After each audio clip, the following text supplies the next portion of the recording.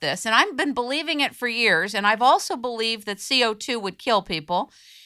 Because I bought it, and I didn't realize I bought it. And I posted it up on the sites, and sure enough, one of my guests, and I won't name the name, who I was going to invite as a guest on the show in a completely different field, said an associate went on the site and said, all you interview are climate deniers. And I said to the guy, let me explain something to you. First of all, I'm not in politics. I could care less. I do my show the way I want to do my show. I do my own due diligence. And nobody's going to tell me how to do due diligence about something that is coming up into international law that's going to change the face of the earth, and on a science does not have the consensus. I will interview who I want, when I want. I will ask whatever questions I want, and I'm not gonna bow down to being told who I should and shouldn't interview. But well, now that, you see, is exactly what this banker said to me. He said the other side told him he wasn't even allowed to ask the question, or he would be marked down and penalized in business because he was a climate skeptic. Yeah, he called me a climate denier, and I said, and furthermore, sir. Oh, yes, they do. They call you names, they call you denialists. It was unbelievable. The Holocaust, I mean, it's outrageous. But the thing is that what he said was that my tone in speaking to him had been reasoned. You know, I wasn't here campaigning about anything. I was just saying to him, here's what the science says as best I can make it out. It's clear there's a division of opinion, but insofar as I can look at it and try and make out who's right, I think that it's probably the people who are not true believers in the new superstition, because they are the ones who, when I ask them questions, give me detailed answers, detailed calculations, references in the literature, take me seriously, whereas the other side are simply preachy. And I think you found the same. I'll tell you what is absolutely frightening to me. There's three key components that are frightening.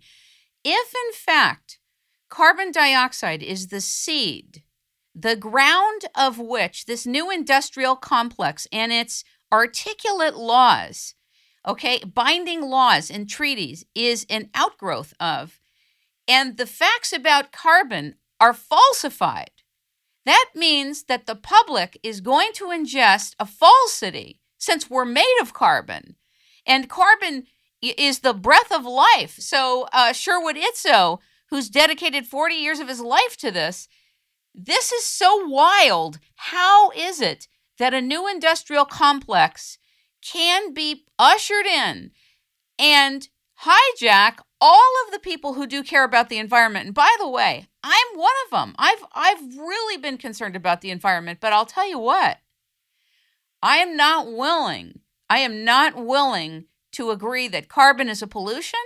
I'm not willing to have the science falsified. I'm not willing to go with the flow and just like a sheep to the slaughter and say this treaty, which I haven't read, but which I've seen parts of it, is frightening. It really is the beginning, the face of the new government, is it not? Well, the scale on which the bureaucratic coup d'etat that is planned is going to take place, if they get away with it, is enormous, and it can't be overstated. I've drafted international treaties, I've negotiated them, I've interpreted them at a pretty high level in government, and I have never seen anything on this scale transferred to an international entity before. The right to impose taxes on the West to the equivalent of half of the US defense budget every year, in addition to impose transaction taxes on all cross-border financial transactions of 2% of the value of that transaction, the ability to levy unlimited taxes and fines on airlines who have been singled out for particular hatred by the new entity, the creation of 700 new interlocking bureaucracies, each of which will be funded by taxpayers only in the West, the selective hammering of the West financially and in every other way by this new entity, so that all the jobs that now happen in our manufacturing and service industries will stream overseas to places like China and India, who will not be bound by this treaty and have said they won't be bound by it. The scale of the ambition of the UN's bureaucrats combined with world leaders around the world, even in the West, to do down the taxpayers of the West and the ordinary guy who thought that he was in control of his government because he could vote in and out whoever he wanted. The scale on which they're going to set up what is effectively a communistic world government. I say communistic for two reasons. One, in the 186 pages of the original draft, in the 40 or 50 pages of the draft that they find it down to now, the words election, democracy, ballot, and vote do not occur even once in connection with the democratic choice of the people who will compose these 700 new bureaucracies and the enormous powers they're going to have. So the principle of no taxation without representation is going to be breached, and breached on a most monstrous scale. People will have money taken from them at a rate of knots that they could never have believed possible before, and they will have nothing to show for it except unemployment, misery, and the collapse of the industries and the economic strength of the West. This treaty is a dagger aimed at the heart of Western democracy, freedom, and prosperity. And I just pray that whatever little we can do in the days remaining of us while we are still free, we can prevent this nonsense from happening, because it's happening just at the moment when the pretext for it, which is that carbon dioxide is somehow an endangerment, as the EPA has tried to say today, has been firmly and decisively disproven in the recent scientific literature. The other big concern I have with this is that there is the enabling of an international monitoring apparatus with its attendant technologies to monitor CO2. It is Big Brother at the most virulent level, is it not? Oh, yes, and it's already begun in Britain, which has long been a dictatorship run by commissars in Europe whom we don't elect and can't remove. We've already got a kind of world government on the regional level. Didn't France? Our parliament has abdicated and given its powers to unelected commissars whom we can't remove, can't replace, can't hold to account, can't even question. These commissars have dictated, for instance, that there shall be a microchip in every rubbish bin to make sure that each individual citizen throws the right pieces of paper into the right bin.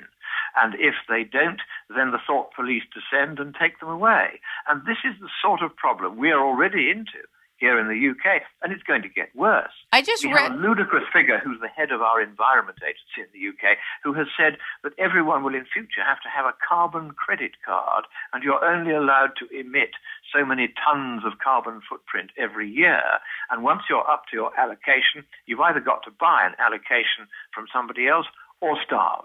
This is how ludicrous it is. It's going to be socialist rationing on the most meticulous and miserable scale of intrusiveness. As you rightly say, the snooping, there'll be cameras everywhere, inspectors with clipboards wandering around your home, filtering through your rubbish bins, your garbage bins. There's going to be no end of bureaucrats making a fortune at your expense and making your life miserable if any of this goes any further. And the horrifying thing about it is that there's absolutely no need for it. And even if there were any sort of threat from carbon dioxide, even if the UN hadn't, as it has, exaggerated the effect of CO2 in causing warming in the atmosphere between 3 and 6-fold, depending on which scientific paper you read, even if that were not the case, we would have to close down all of our industries for 23 years. That means a complete shutdown of the economy, going back to the Stone Age without even the right to light a carbon-emitting fire in our caves in order to forestall just 1 Fahrenheit degree of temperature increase. And that's if the UN's right about the warming effect of CO2. If it isn't right, make that more like 200 years for 1 Fahrenheit of CO2. Now, clearly, 200 years of total economic shutdown just to prevent 1 Fahrenheit of warming is absurdly disproportionate. The number of deaths that would cause, it would wipe out about 5 billion of the 7 billion on the planet. Well, maybe that's the intent. Well, it may be that this is their aim. I don't know, because unfortunately so much of this has been done in the dark, behind closed doors, by people that we cannot trust because they will not trust us to tell us what they're about, that I can't tell you what their motives are. All I can say is that having read the ClimateGate emails, which reveal a vast conspiracy